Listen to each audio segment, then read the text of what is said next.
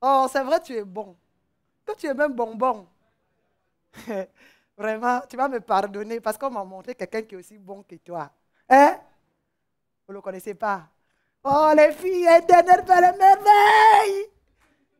Quand j'ai vu mes copines plus vieilles et plus laides que moi voyager par le canal d'Internet, je me suis dit, mais pourquoi pas moi? Les gars, je suis si laide que ça. Hein? Je suis donc allée voir ma cousine qui bossait dans un cyber. Et grâce à son aide, j'ai fait la connaissance de plusieurs correspondants, parmi lesquels il y avait seulement 4 qui étaient sérieux. Dibert, Norbert, Robert, Gutenberg. Tous leurs prénoms se terminaient par... En tout cas, si ça ne dépendait que de moi, malgré leur beige, je les aurais tous épousés. Mais la polyandrie n'étant pas autorisée, ni même envisagée ici. Ce qui démontre que nous sommes et resterons toujours des nègres. Car tout ce qu'on sait faire, c'est la guerre, la corruption, la prostitution, les détournements de fonds et marcher sans caleçon. En tout cas, si je vous ai offensé, je vous demande pardon. Parce que j'étais obligé de procéder par élimination. J'ai dit qu'ils étaient combien? Et là, prénom se terminait par... Alors, le premier s'appelait Traoré Dibert. Jeune Malien célibataire vivant à Paris. Depuis quand un Malien s'appelle Dibert? Donc, pour aller ici à Petit Paris, on est obligé de changer d'identité. Et puis, vous-même, fermez un peu vos yeux. Et imaginez-moi dans une chambre, nue, avec un Malien. Eh non, je n'ai pas dit qu'ils ne sont pas les garçons. Hein. Au contraire, c'est parce que je les connais. Et si vous ne les connaissez pas, je vais donc vous dire, ces gars vivent 10, voire 15 dans une chambre. Et ils passent le temps à expédier tout le blé qui bosse dans leur pays. Profession, cordonnier. Ah, ces gars ne vont jamais changer. Hein. Partout où ils se trouvent, que ce soit au Cameroun, au Gabon, au Tchad, même à Paris, les gars restent fidèles à leur métier de cordonnier. Elle coule, la maladie d'amour. Dis donc, elle coule, je te dis, je suis romantique. Hein? Je ne suis pas romantique. Ah, c'est ce merveilleux morceau que me chantait mon romantique de français. Il faut applaudir pour eux.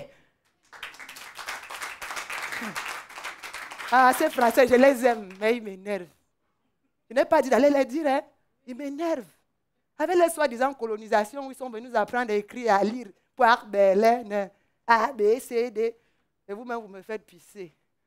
Avec les putains de français qui remplacent nos langues maternelles que nous parlons à pression, sans compter la connerie de noms et de prénoms, du genre Jean le Lapin,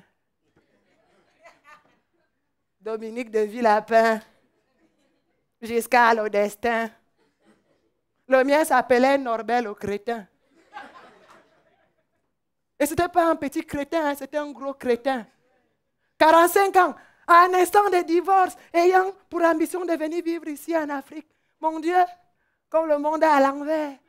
Quand nous rêvons de partir en bec dans les bois de sardines ou dans les conteneurs, lui c'est le contraire. Ah, c'est vrai que je suis arrivé au secondaire sans passer par le primaire, mais j'ai vite compris que mon crétin de Norbert ne voulait pas que j'aille admirer la magnifique et fabuleuse Tour Eiffel, qui a épaté même Hitler. Sans compter les boules de neige de l'hiver.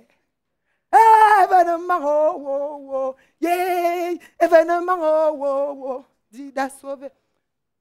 Ça, c'est un Camerounais. Fête Robert, un Camerounais homme d'affaires. Les filles, décidément, le monde est à l'envers. Même mon propre frère Camerounais veut me faire. Aïe! Il fait quel genre d'affaires? Hein? Si au moins il m'avait dit qu'il était footballeur comme Samuel le fils d'Eto, qui passe le ballon à son Rigaud, Rigaud qui remet à Eto, Eto qui remet à Rigaud, Rigaud qui dribble, qu'est-ce qu'il va faire? Qu'est-ce qu'il va faire? Qu'est-ce qu'il va faire? Oh, mi voir les filets pleins, et c'est le but. Applaudissez pour lui. Il vient de marquer dans son propre camp.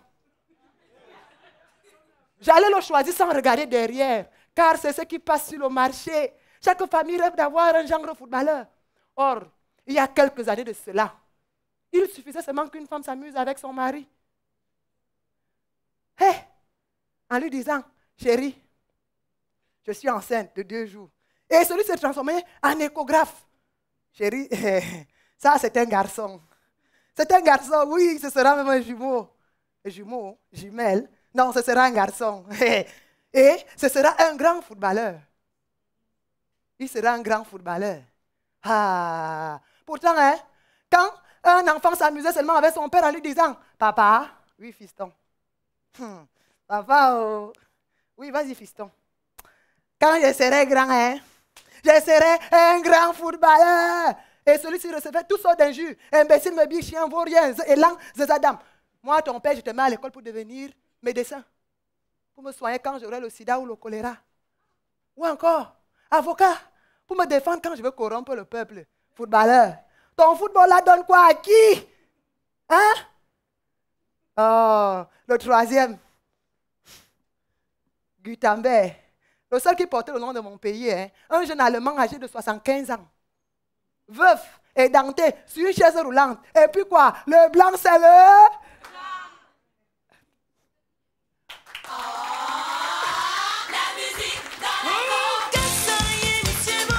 Gisèle Chabita, applaudissements. Oh, moi j'ai beaucoup ri. Moi, toi aussi tu m'as plu. Ce soir, en tout cas, tout le monde me plaît.